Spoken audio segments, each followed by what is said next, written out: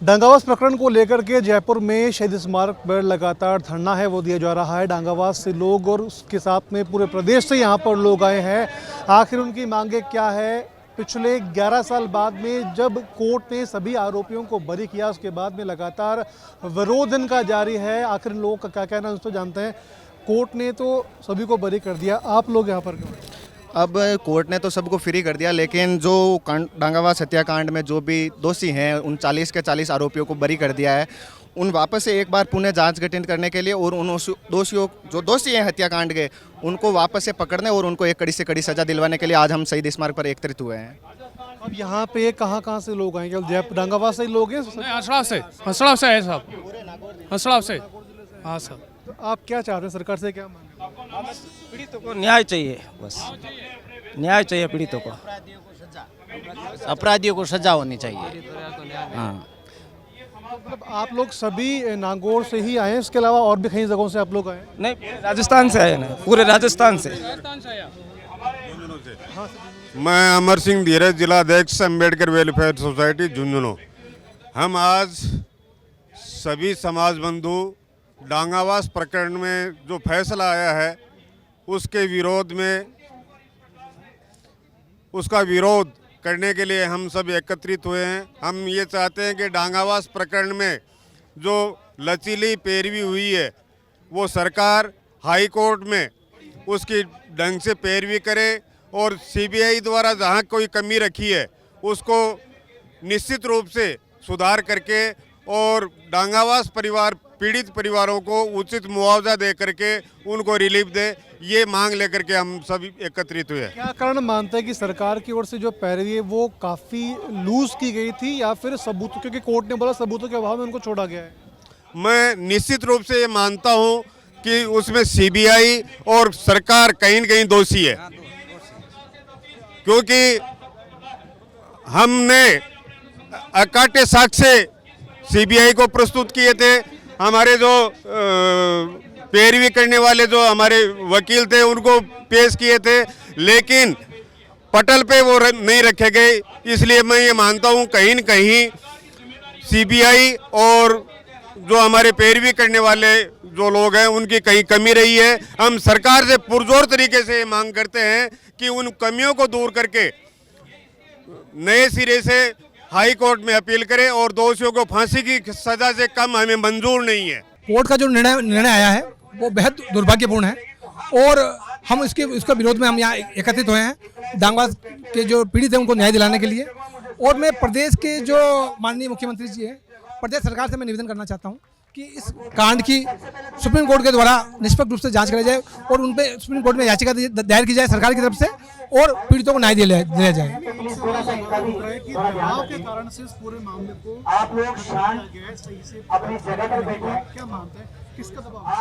देखिए, बाबा साहब ने जब संविधान लिखा तो संविधान में एक बात कही थी कि संविधान कितना ही अच्छा क्यों नहीं हो, उसको लागू करने वाले लोग अगर ईमानदार हैं तो संविधान अच्छा काम करेगा।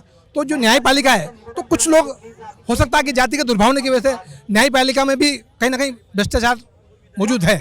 उसी के अंतर्गत ऐसे निर्मम निर्णय आते हैं जो कि हजम करने लायक नहीं होते, क्योंकि आखिर जब लोग बरी हो गए तो इसका मतलब है 7 लोगों की हत्या हुई कैसे?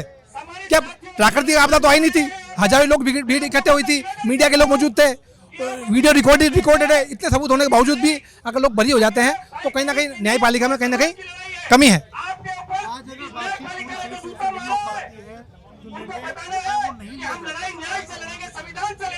आगे की निर्णय जो हमारे वेलफेयर सोसाइटी जो हमारी जो राजस्थान की सबसे बड़ी संस्था है उनके माध्यम से जो आह्वान किया जाएगा उसके अंतर्गत कार्रवाई की जाएगी। देखिए, 5-6 लोगों की हत्या हुई थी डांगावास प्रकरण में और उनको अरेस्ट कर लिया गया और वो बरी कर दिया गया।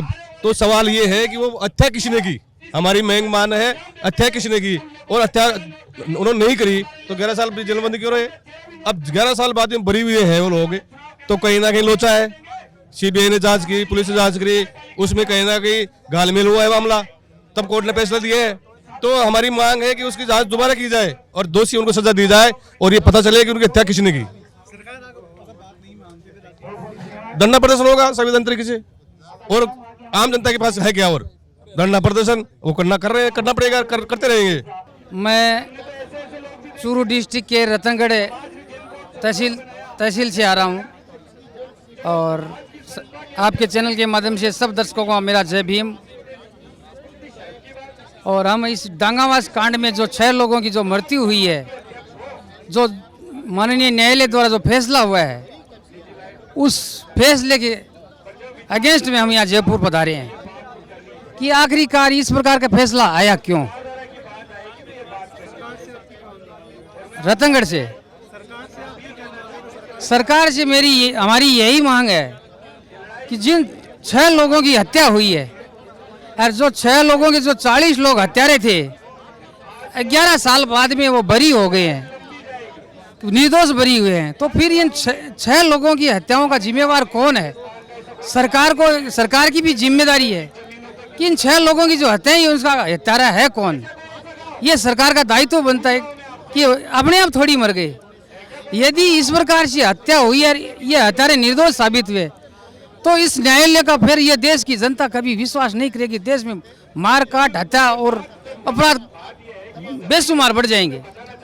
हम अजमेर साथ में थे और ये सीबी जांच भी हमने मांग रखी थी कि सीबी जांच कराए, और जो आज फैसला आया है वो मतलब आया है कि वो दोषी नहीं है। तो 5 आदमियों का वो हत्यारा कौन था?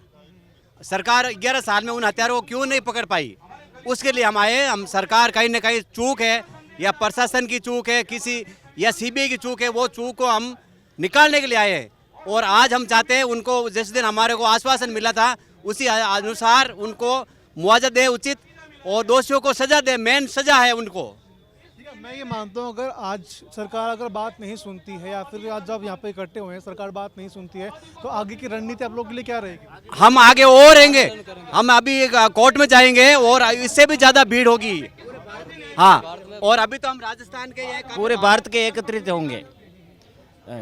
इनको जिस और जो इस शामिल है इस प्रक्रिया में, उसको सभी को सजा होनी चाहिए, सस्पेंड होने चाहिए।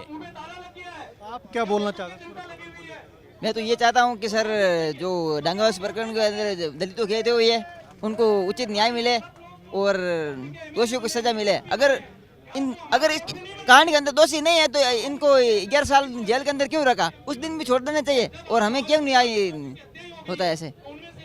आप सर, मैं ये जानना हूँ कि आप एक यूथ में हैं, लगातार यूथ विरोध भी कर रहा है, सब कुछ कर रहा है, लेकिन क्या कारण है कि सरकार ने 11 साल तक पूरा मामला चला, बात सुन नहीं पाए सरकार, या फिर सरकार की मंशा पर आप लोग ये सवाल उठा रहे हैं क्योंकि वो सही तरीके से काम नहीं कर पाए?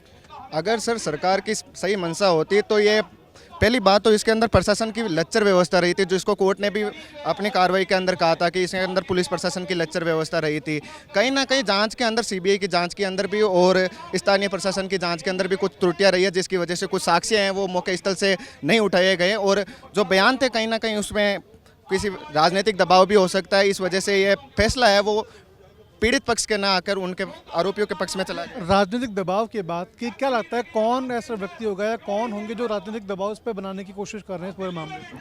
देख लिया, जब ये कांड हुआ था तो उस समय भी भाजपा की सरकार थी और इस समय भी भाजपा की सरकार थी, तो विपक्ष तो दबाव बनाने से सरकार ने ही दबाव बनाया होगा। कहीं ना कहीं सरकार के किन्हीं अंदर खाने के लोगों ने दबाव बनाया होगा पीड़ित पक्ष पर।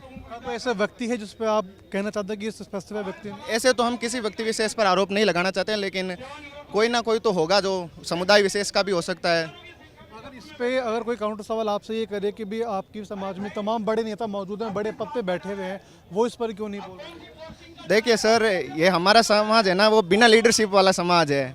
एक उचित नेतृत्व नहीं है, उचित नेतृत्व नहीं होने की वजह से ही आज हम एक समाज की एकता दिखाने के लिए यहाँ पर आए हैं कि समाज बिना नेतृत्व के भी मजबूत है। समाज का एक एक बंदा मजबूत है जो अपने हक और अधिकारों की लड़ाई लड़ना जानता है। राजेंद्र गुढ़ा भी आपके यहाँ पर आए हैं।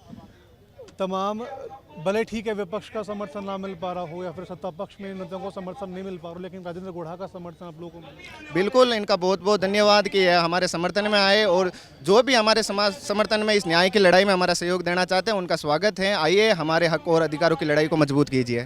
चलिए, बहुत बहुत शुक्रिया आपका। तो तमाम यहाँ के लोगों से बात की जो राजस्थान के अलग अलग ज़िलों से आए हैं, उन्होंने अपनी पूरी बात को रखा है और सरकार से केवल यही मांग करते हैं कि हमें इस पूरे मामले पे न्याय मिले और सरकार उन आरोपियों पर सख्त एक्शन ले, उनकी पैरवी आगे और भी बड़े मंचों पर रखे, जिससे कि आरोपियों को इस पूरे मामले पे सज़ा मिल सके।